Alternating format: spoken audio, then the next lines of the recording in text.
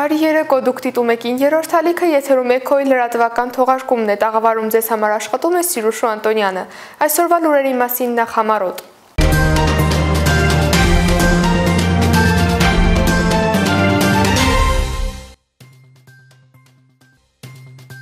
Թբիլիսիում պայթյունի հետևանքով 4 մահ է գրանցվել։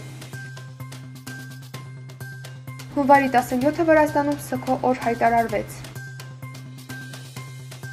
Հունվարի 16-ին ավտովթար Նինոց Սատղաճանապարհին։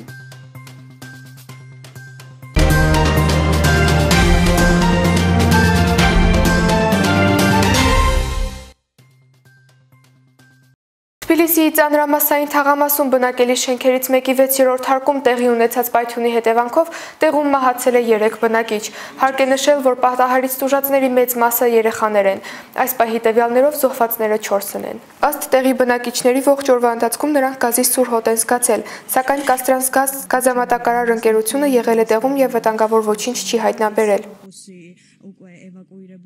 Վրաստանի վարչապետի որոշման համաձայն Թբիլիսիում տեղի ունեցած ողբերգության պատճառով հունվարի 17-ը հայտարարվել է ՍՔ օր։ Հրամանի համաձայն երկրի բոլոր պետական հաստատությունների եւ արտասահմանում դիվանագիտական հաստատությունների դրոշները կխոնարհվեն։ Ախալցիխեն նույնպես ցավում է պատահածի համար ի պատիվ զոհերի հիշատակին բոլոր դրոշները խոնարհված են։ Უდიდესი ტრაგედია დაგვატყდა დღეს თავს. გარდაცვლილია 4 ადამიანი. მათ შორის ერთი მცირეწლოვანი ბავშვი. მინდა ვივსამძიმრო ეს ტრაგედია ყველას. ძალიან მძიმე ტრაგედია არის ქვეყნისთვის, ოჯახებისთვის პირველ რიგში და ქვეყნისთვის საერთოდ. აქ საბედნიეროდ ის ბავშვები, რომლებიც აქ არიან შედარებით სუბუქ მდგომარეობაში და არც ერთის სიცოცხლის საფრთხის ქვეშ არ არის. ტრაგედია მოხდა გუშინ თბილისში დიდი ღომში და მე მინდა პირველ რიგში ეს გარდაცვლილის ოჯახებს ამიუსამძიმრო ეს არის ძალიან სამწუხაროა მარტო იმ ოჯახებისთვის ეს პირველ რიგში და მთელი საქართველოსთვის ჩვენთვის ყველასთვის ვიცით თქვენ რომ პრემიერმა მოვიწყეთ გამოაცხადა დღევანდელი დღე იმიტომ რომ სწორედ ადეკვატური შეფასების გამო რომ მართლაც დიდი ტრაგედია დაგვატყდა მშვიდობიან გარემოში. მუნიციპალიტეტი თავის მხრივ შესაძლებლობის ფარგლებში თუ საჭირო იქნება აუცილებლად ხარში დაუდგება გარდაცვლილის ოჯახებს. Հունվարի 22-ին հավատարմագրման խորհուրդը նշանակալի հանդիպում կացկացնի Սամցխաջավախքի պետական համալսարանում։ Պետությունը ուսանողների ֆինանսավորում է միայն հավատարմագրման ծրագրերով։ Սամցխաջավախքի պետական համալսարանում գործում է ավելի քան 30 ծրագիր, այդ թվում հավատարմագրում անցել են միայն 3-ը։ Դაფինանսდება սեպտեմբրიდან ყველა პროგრამა გარდა ბიზნესი ადმინისტრირებისა, დიზაინისა და სამართლისა, ესეც სახელმწიფოს მიერ განსაზღვრული დამოკიდებულება და შესაბამისად სახელმწიფო აფინანსებს ბუნებრივია. პროგრამა შემოწმდეს დეტალურად და მივიღოთ ასეთ პროგრამაზე სტუდენტი ძალიან პოზიტიურად ვუყურებ. პროფესიული კადრების მომზადება იწყება შესაბამისი პროგრამებიდან. ამიტომ პროცესს ვუყურებ როგორც ძალიან გამაჯასაღებელს, ძალიან ჯანსაღს, ძალიან და მზად ვართ სამცხე-ჯავახეთის სახელმწიფო უნივერსიტეტი კონკურენციისთვისაც არის მზად.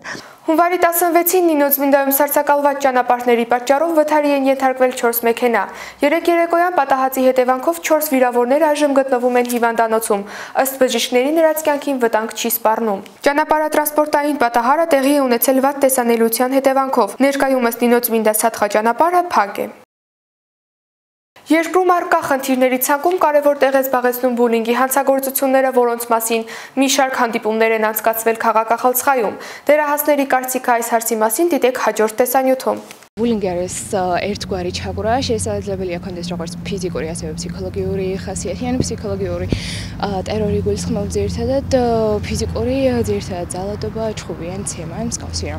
ანუ ზოგადად მსმენია ნაწილობრივ რაღაცებზე მე ყოფილი ვარ ესე ვთქვათ თავის დროს რაღაც მსგავსი რომის ძირითადად ფიზიკური ბულინგის შემთხვევები უფრო მინახავს ვიდრე ფსიქოლოგიური.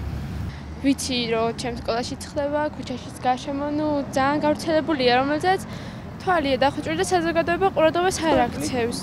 პირადად ჩემთან იყო, როდესაც უფროს კლასელი, ანუ რაღაცა დაავალა უმცროს კლასის და იმან არ შეუსრულა და ამის მაგალითზე, ჯერ თავში წამოვარტყა, მე შეპასუხა, მე უკვე ცემა, მაგრამ როგორც ასეთი ჩარეულიყო ადმინისტრაცია დრამე, ესე არ მომხდარა არაფერი, იმიტომ რომ შეეშინდა.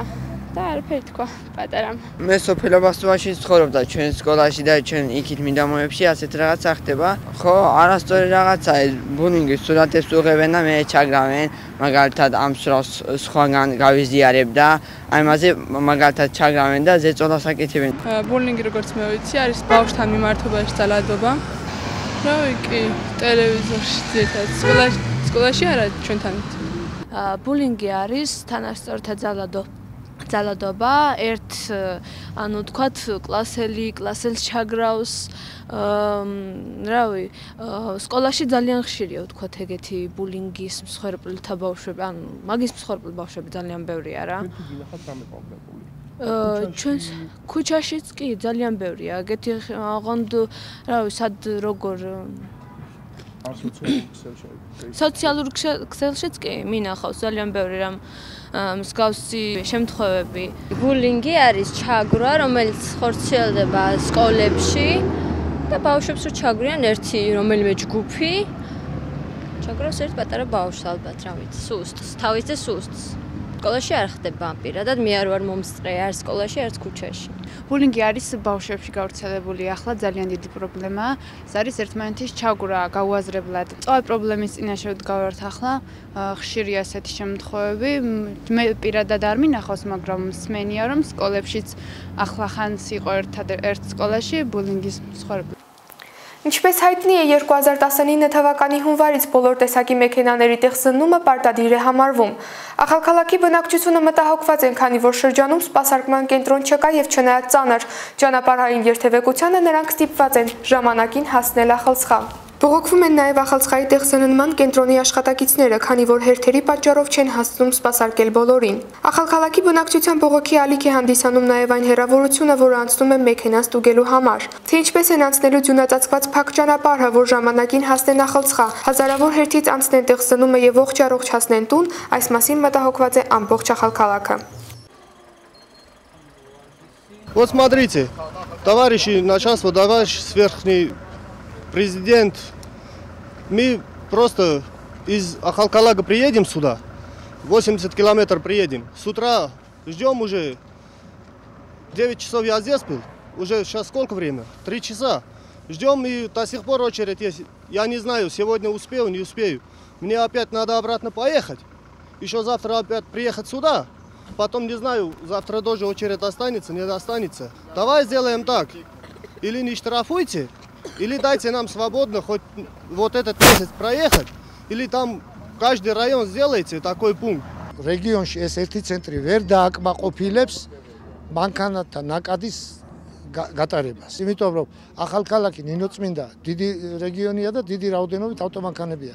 ჩვენი ცენტრი გათვალისწინებულია ეკონომიკის სამინისტროს მონაცემები და იქ არის გრაფიკები და ვინ სად როგორ უნდა იმუშაოს. ჩვენი ცენტრი გათვალისწინებულია ახალციხის რაიონს. ახალქალაქი ნინოწმინდა იქ უნდა გახსნილიყო 1 იანვრამდე ახალი ცენტრი, გაიმარჯვეს ტენდერში ჩემთვის უცნობმა ორგანიზაციამ, მაგრამ ვერ მოახერხა მან 1 იანვრამდე ხელშეკრულების ფარგლებში გახსნა ობიექტისა. ვერ გახსნა. და ამიტომ გვექნება ესეთი რთული სიტუაცია. ჩვენ ვიწყებთ მუშაობას დილის 9 საათიდან, როგორც კი ვიდეო კამერები ჩაირთვება და საღამოს 7 საათამდე, სანამ არ გაითიშება ვიდეო კამერები.